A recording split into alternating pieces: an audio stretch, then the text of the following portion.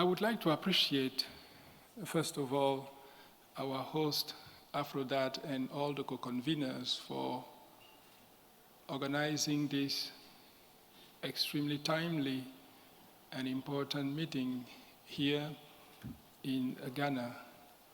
As was said already, the meeting is happening in one of the most important countries in our continent in terms of how we should approach the reparation and also how we can chart the path forward.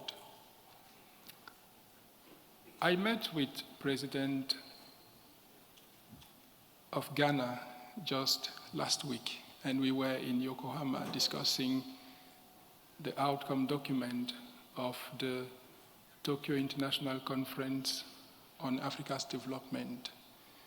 And I said to him, because he is our champion for the African Union financial institutions, and I said, Mr. President, you know that I am always saying what I think, because I think speaking the truth is what we need to do at this moment in time. In my personal opinion, there is no reparation that we will have unless we are stronger, unless we are strong enough to reclaim our position in the global stage. I say this with the certainty of the experience that I have working for the African Union and also being part of the main negotiators of the African Union at the G20. And for most of the documents that you read, we are the architects that are behind that. And there is only one fundamental message that is coming from that. Unless you are stronger, never will you be able to be influential in the global stage. When you take even in the personal point of view, in our families, do we really listen to people who are poor? No, we don't. No, we don't. So, how will you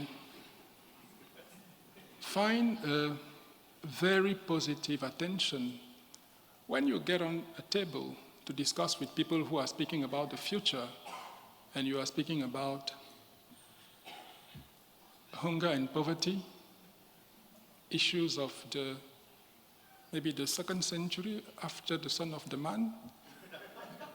So we have to understand that unless we change the way we do things, never will we be able to be relevant and to be influential at all. With this, and building on what one of the speakers who cited me, and I didn't know that I was so listened, so thank you very much for listening sometimes.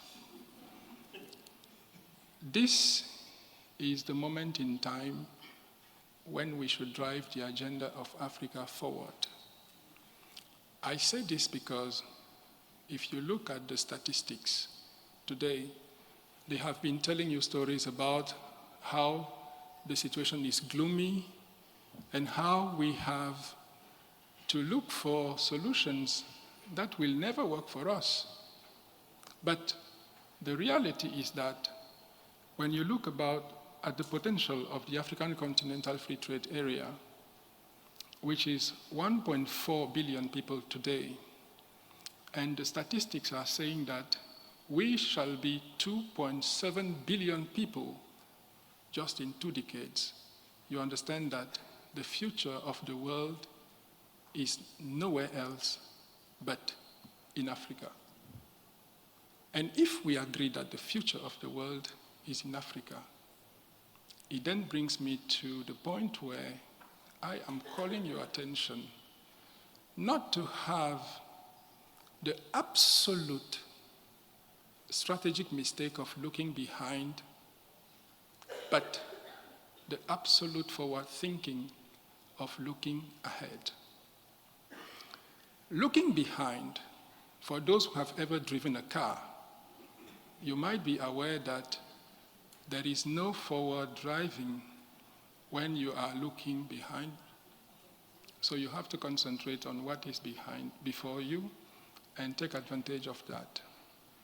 To conclude, because I see that there is someone standing already behind here, what we need to do clearly, first of all, is to address our continental issues within the continent.